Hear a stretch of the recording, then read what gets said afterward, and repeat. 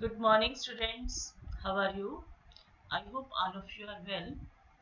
Today, we have to discuss more about permutation and combinations. So, first is we have the number of permutations of n different objects taken r at a time where the repetition is allowed is n raised to the power r. यानी कि हमारे पास different objects हैं, उनमें से are हमने लेने हैं, repetition allowed है, तो हमारे पास बनेगा n raise to the power r. For example, in how many ways can 6 different rings be worn on the 4 fingers of a hand? यानी कि हमारे पास 6 different rings हैं, ठीक है, और 4 fingers हैं. And now how many ways we can wear? That is equal to 4 raised to the power 6.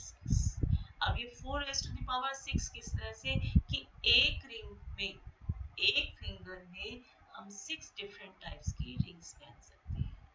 यानी कि one finger can be filled up with 6 ways, second finger can be filled up with 6 ways. Similarly, third finger can be worn with 6 different rings, and therefore fourth finger also, and therefore the result becomes 4 raised to the power 6. Is it clear?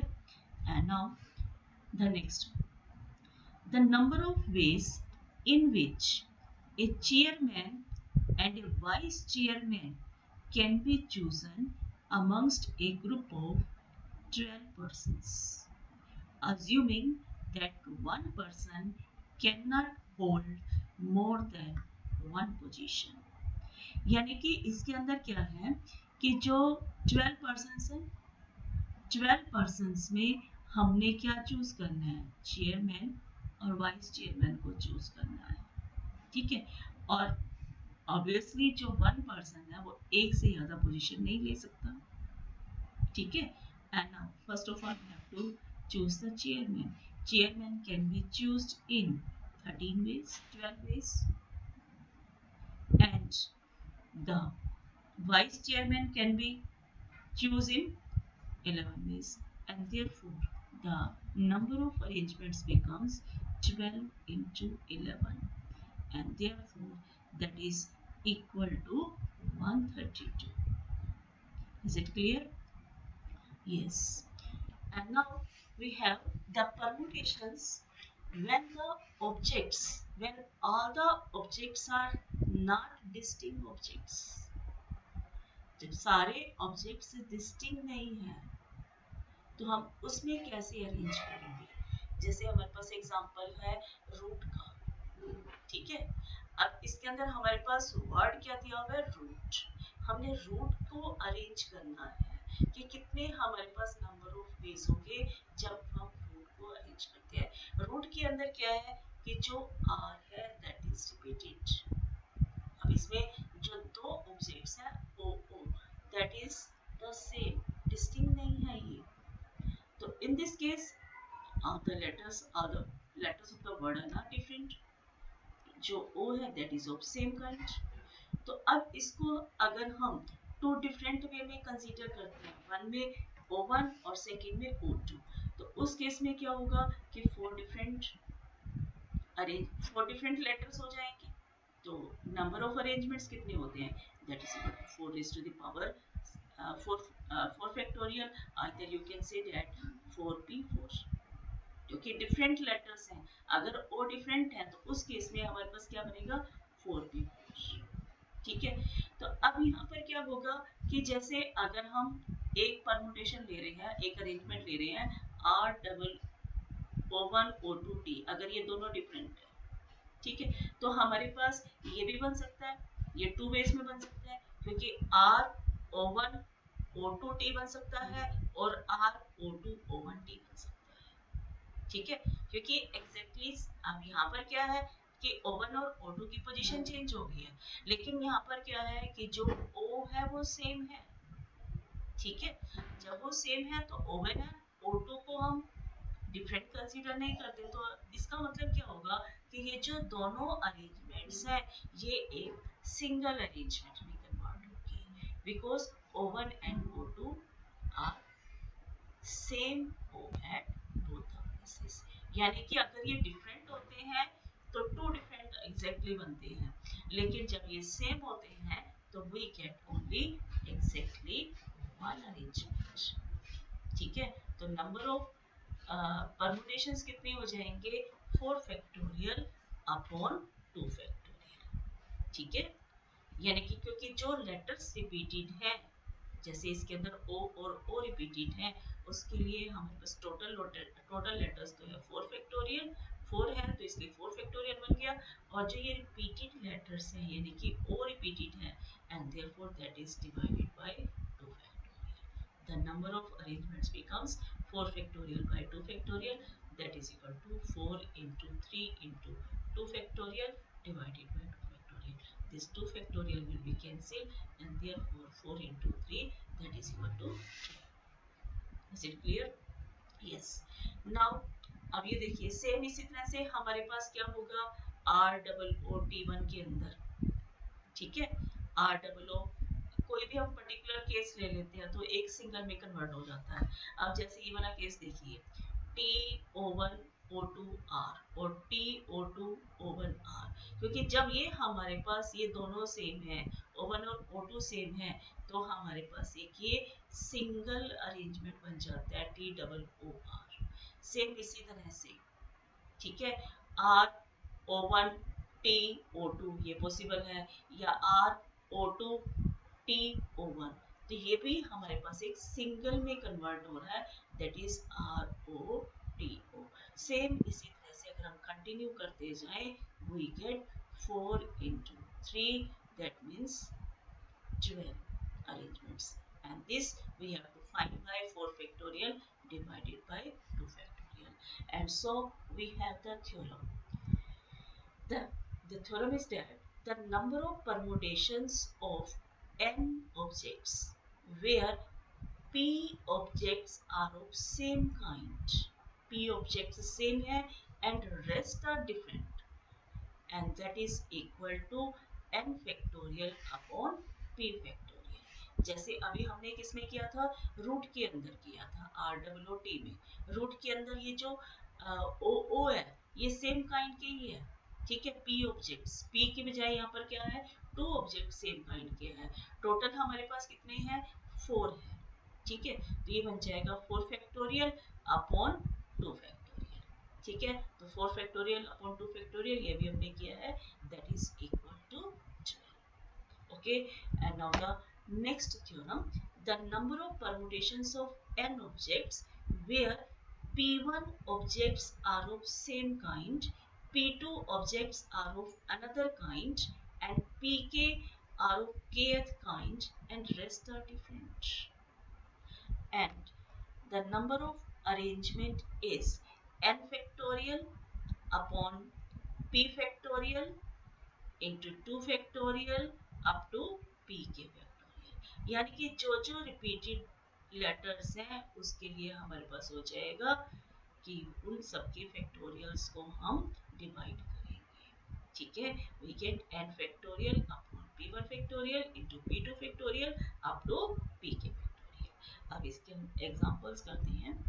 Yes, and now we have how many ways can 4 red 3 yellow 2 green dishes be arranged in a room if the dishes of same color are indistinguishable। यानी कि जो same colour की dishes हैं वो एक जैसी है, उनमें कोई डिफरेंस नहीं है, ठीक है, तो हम कितने वेज में अरेंज कर सकते हैं, तो सबसे पहले तो आप टोटल डिशेस देखिए, टोटल में क्या है, 4 रेड 3 येलो 2 ग्रीन, तो टोटल हमारे पास कितनी होगी, 9 डिशेस। अब 4 जो रेड है वो सेम कलर की है, बिल्कुल बिल्कुल सेम है, येलो भी बिल्कुल सेम है, ग्रीन भी बिल्कुल सेम है, and therefore the number of arrangements, क्योंकि फर्स्ट हमारे पास रेड होगी फर्स्ट काइंड की, सेकंड काइंड की येलो है और थर्ड काइंड की ग्रीन है, तो नंबर ऑफ अरेंजमेंट्स क्या बच जाएंगे, that is equal to 9 factorial upon 3 factorial into 4 factorial into 2 factorial. ठीक है, क्योंकि 3 येलो कलर की है, 4 रेड कलर की है और 2 हमारे पास ग्रीन कलर की है, and therefore the arrangement is 4 factorial by 9 factorial by 4 factorial into 2 factorial, and simplifying this we get 1260.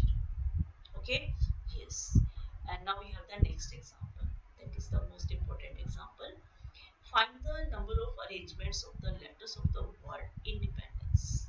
अब ये independence में सबसे पहले तो आप इसके जो लेटर्स हैं इसको देखिए कि कौन कौन से लेटर्स हैं, ठीक है, वो हम डिस्टिंग्विश करेंगे कि कौन कौन से अलग हैं कौन से क्या है, ठीक है। इन how many of these arrangements do the words start with P, first part. Second है do all the vowels occur together, ये हमने पहले भी टाइप किया था लेकिन उसमें हमारे पास different letters होते थे, सेम होते थे। एंड थर्ड पार्ट में है do vowels never occur together, और फोर्थ है do the words begin with I and end with P। ठीक है, तो सबसे पहले इंडिपेंडेंस के अंदर देखिए INDEPENDENCE,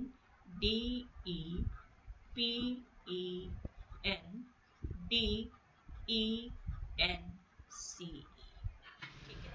पहले तो ये टोटल देखिए कि टोटल कितने लेटर्स हैं, टोटल काउंट करोगे 1 2 3 4 5 6 7 8 9 10 11 12, टोटल हमारे पास है 12 लेटर्स। ठीक है, अब रिपीटेड देख लेते हैं कि रिपीटेड कौन कौन से हैं। आई वन टाइम है, ठीक है, आई वन टाइम। एन देखिए कितने टाइम्स हैं, एन है 1 2 एंड 3, एन है हमारे पास 3 टाइम्स, ठीक है। और डी, डी है हमारे पास 1 एंड 2, डी 2 टाइम्स, ठीक है। अब ई देखिए, ई हमारे पास है 1 2 3 एंड 4, 4 हमारे पास टाइम्स है ई, ठीक है। और पी, पी हमारे पास है 1 टाइम, ठीक है।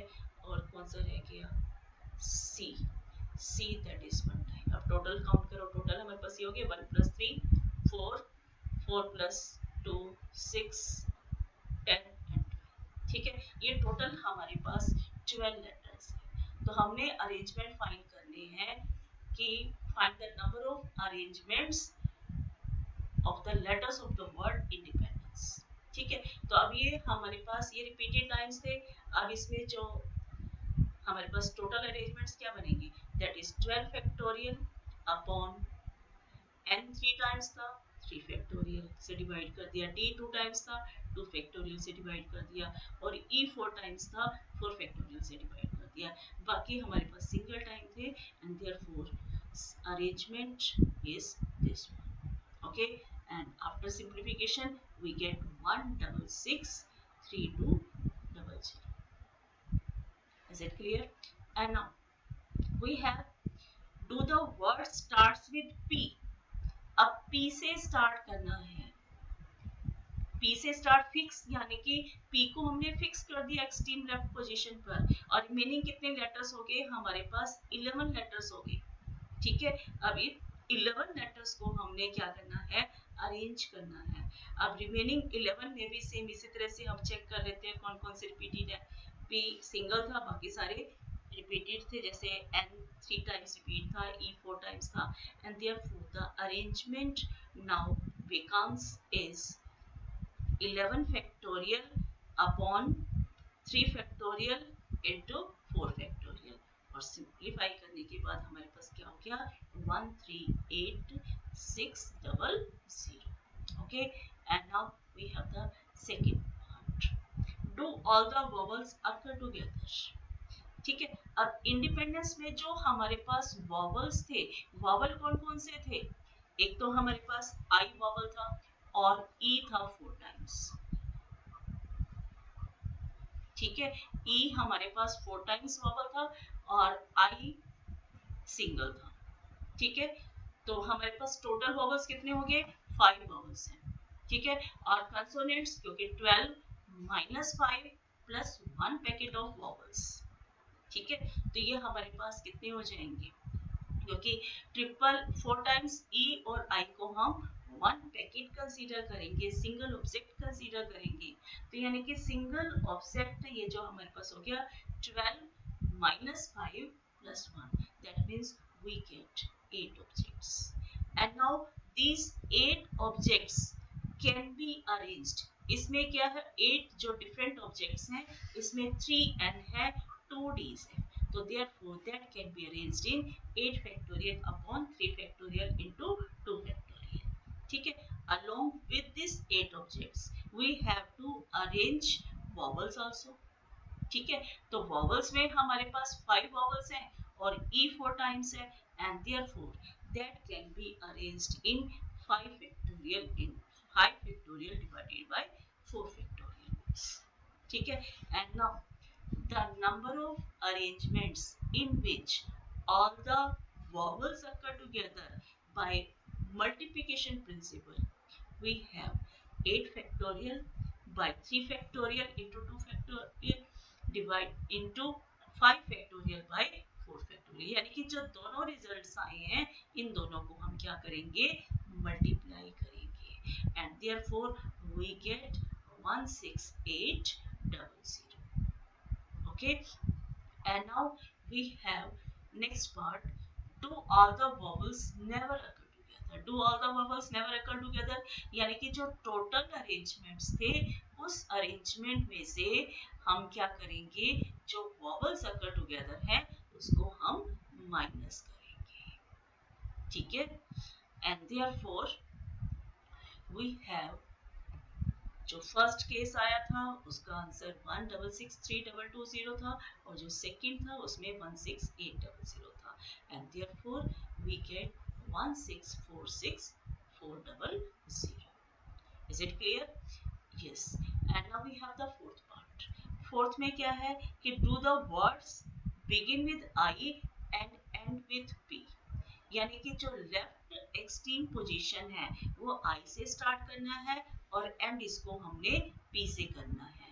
तो टोटल 12 थे, तो 12 में से 2 तो ये माइनस हो गए, we get 10, and now these 10 letters can be arranged in 10 factorial upon 3 factorial into 4 factorial, क्योंकि आई और पी तो सिंगल सिंगल थे, बाकी उसमें रिपीटेड थे, तो टोटल अरेंजमेंट्स हो गए हमारे पास 12600. Okay, yes, and now I hope you understand this. ठीक है, thanks and have a nice day.